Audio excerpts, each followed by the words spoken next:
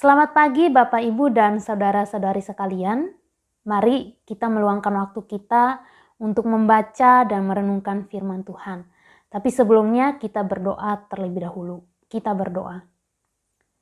Tuhan Yesus, terima kasih untuk hari yang baru ini. Terima kasih karena Tuhan sudah begitu baik kepada kami.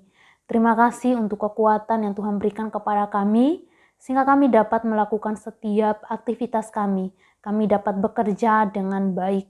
Pada saat pagi hari ini kami mau merenungkan firman-Mu, belajar firman-Mu. Tuhan tolong setiap kami, berikan kami hikmat, sehingga kami dapat mengerti dan memahami akan kebenaran firman-Mu. Di dalam nama Tuhan Yesus kami berdoa dan bersyukur. Amin. Bapak Ibu, pada waktu manusia jatuh ke dalam dosa, manusia itu selalu melakukan apa yang jahat di mata Tuhan. Karena semua orang telah berada di bawah kuasa dosa. Semua orang telah menyeleweng. Tidak ada takut akan Tuhan pada diri orang berdosa. Bahkan kalau kita lihat di Amos pasal 8 ayat 11 sampai 14, di situ kita bisa melihat betapa bobroknya bangsa Israel sampai Allah itu enggan berbicara dengan mereka. Kalau kita lihat di sana dikatakan bahwa Allah mengirimkan kelaparan ke negeri mereka. Bukan kelaparan akan makanan, tapi dalam hal ini mendengarkan firman Tuhan. Mereka akan mencari firman Tuhan dari utara ke timur. Mereka mencari kemana-mana, tapi tidak mendapatkannya. Kalau kita lihat pada pasal-pasal sebelumnya, di situ mereka melakukan kejahatan, menindas orang-orang di bawah mereka. Orang-orang berkuasa pada waktu itu, memiliki kedudukan tinggi, menindas orang-orang di bawah mereka. Di situ Allah berulang kali menegur mereka. Ketika mereka melakukan kejahatan, Allah menegur melalui nabi. Tapi mereka tidak mau mendengarkan. Allah sudah enggan berbicara dengan mereka. Allah tidak mau berfirman lagi. Allah tidak mau berbicara lagi dengan mereka. Kita bisa melihat bahwa dosa itu membuat relasi Allah dengan manusia menjadi rusak. Dosa membuat manusia itu menjadi musuh Allah.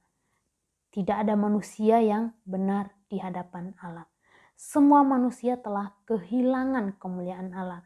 Kalau kita lihat di Roma 3 ayat 23, di situ dikatakan seperti ini. Karena semua orang telah berbuat dosa dan telah kehilangan kemuliaan Allah.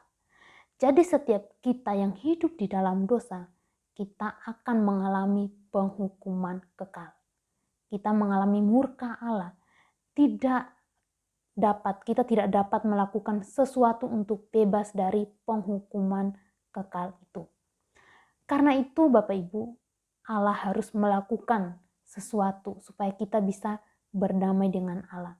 Yang awalnya manusia memiliki hubungan baik dengan Allah, tetapi ketika manusia itu jatuh dalam dosa, manusia sering melakukan yang jahat. Manusia selalu melakukan apa yang tidak benar di hadapan Allah. Manusia yang selalu melanggar perintah Allah itu akan dihukum. Nah, tapi Allah juga mengasihi kita.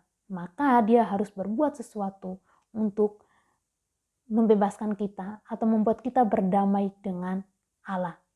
Yaitu dengan kehadirannya di dalam Yesus Kristus. Artinya Allah sendiri yang mengutus anaknya, putranya yang tunggal yaitu Yesus Kristus ke dunia ini untuk mendamaikan kita dengan Allah. Yang dimana kita manusia berdosa menjadi musuh Allah. Tetapi dia sendiri yang mengutus anaknya ke dunia untuk mendamaikan kita dengan Allah, dengan dirinya. Yesus satu-satunya jalan pendamaian. Ya, seperti yang dikatakan pada Roma 3 ayat 25 dan ayat yang ke-26. Di sini dikatakan seperti ini. Kristus Yesus telah ditentukan Allah menjadi jalan pendamaian karena iman dalam darah-Nya. Hal ini dibuatnya untuk menunjukkan keadilannya, karena ia telah membiarkan dosa-dosa yang telah terjadi dahulu pada masa kesabarannya. Maksudnya ialah untuk menunjukkan keadilannya pada masa ini supaya nyata bahwa ia benar dan juga membenarkan orang yang percaya kepada Yesus.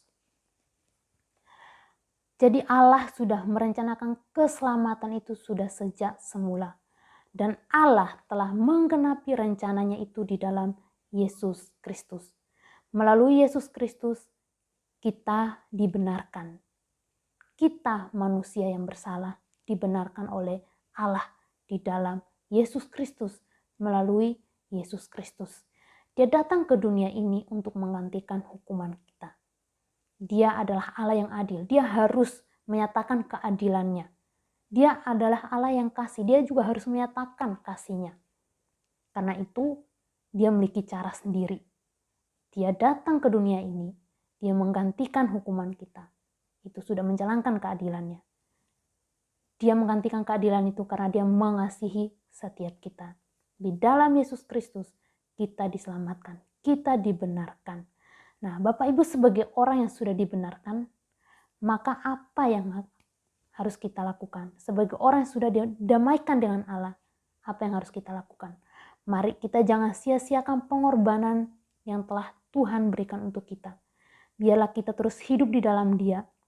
Kita terus hidup berkenan kepada Dia, hidup taat kepada Dia. Karena Dia sudah mengorbankan dirinya untuk kita. Dia sudah mendamaikan kita dengan Allah. Biarlah hidup kita senantiasa bersyukur kepada Tuhan, bersyukur kepada pengorbanannya.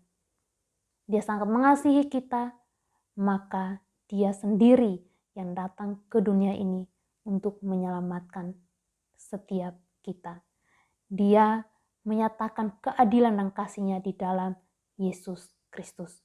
Karena itu Bapak Ibu, mari kita hidup selalu taat dan berkenan kepada Tuhan. Mari kita berdoa. Tuhan, terima kasih untuk kasih-Mu yang begitu besar. Ampuni kami jikalau hari ini kami masih hidup dalam kebiasaan kami yang lama. Kami masih hidup menyakiti hati-Mu. Tuhan, ampuni kami.